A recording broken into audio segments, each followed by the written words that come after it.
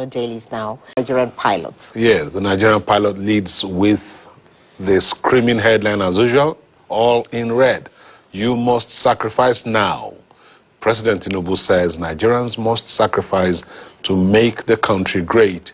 Said this after observing the 2024 Eid al-Kabir prayers in Lagos State. And swinging right below the picture story, gunmen attack Sokoto on Salah Day, abduct many. That's on page 5. Quite sad there. We look at the Daily Times next. Eid al-Adha. Nigeria needs sacrificing citizens to progress. That's coming from the President Tinubu as he salutes fathers for their sacrifice, resilience in shaping the nation's future on page 3. Then Presidency tackles New York Times over report on Nigeria. Says Tinubu did not create the economic problems Nigeria faces today. Let's go to the Nigerian News Direct. Presidency hits back at New York Times report. Says Tinubu inherited bleeding economy. That's on page 15. With the riders, says previous administration spent $1.5 billion monthly to protect Naira, relied heavily on borrowing. Nigeria ends 17-year, $84.39 billion petrol subsidy drain amid financial crisis. That's the top story on the Nigerian News Direct. Right, the Daily Asset, also leading with the Eid al-Kabir story, says leaders preach peace, religious tolerance. Tinubu, Gbajabiamila, Ribadu, Dangote, others observe Eid prayer in Lagos. A Marjorie Commission calls for enhanced commitment to education is another rider to that story. And then we look at below the picture story you see there. Presidency to New York Times, federal government tackling economic crisis, report predetermined. Okay, so that's it. Let's go to the Authority now. Election riggers worse than coup plotters. Catholic Bishop with the rider says they've lost their souls to devil. That's the lead story on the front page of the Authority newspaper this morning. And let's look at other stories now. Love Nigeria, be charitable to the needy. Tinubu preaches after Eid prayers on page 10 of the paper.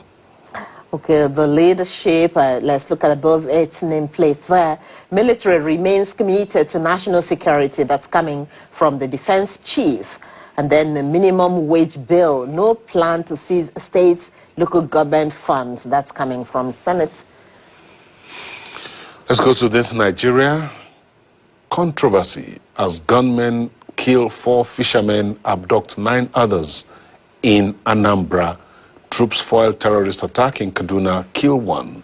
That's the unpalatable story that we're seeing this morning on the front page of this Nigeria. Let's also look at that other story.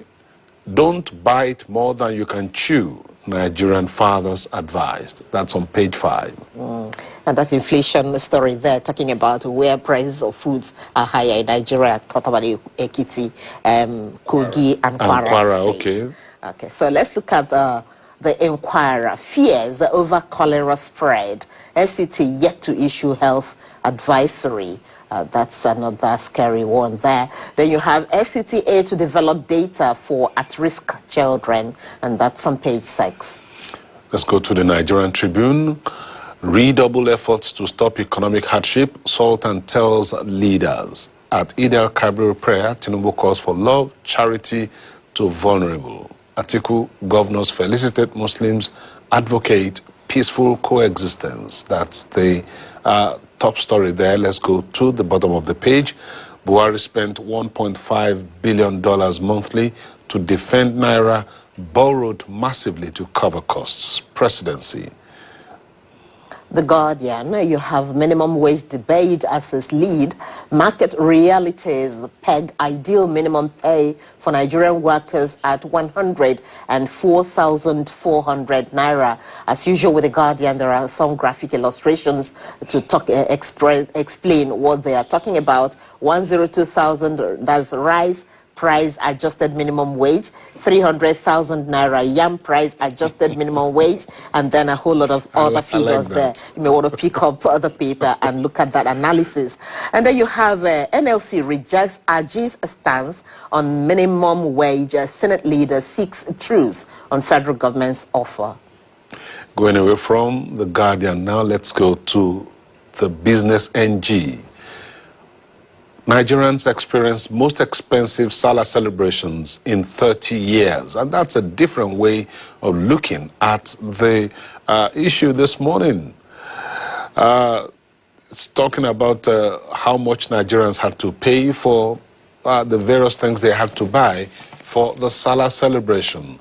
Let's also look at other headlines there. We'll see the story, FG secures $4.95 billion in World Bank loans under Tinubu administration. That's another story there. NAFDAC lifts ban on sachet alcohol sales. And that's one of the stories. I guess that's the last paper that we have for this morning to review. We will be, maybe I should just take one more. Cost of servicing Nigeria's foreign debt hits $2.19 billion yearly. Cost of servicing Nigeria's foreign debt hits $2.19 billion yearly. That is one that I'm sure will give financial analysts a lot of cause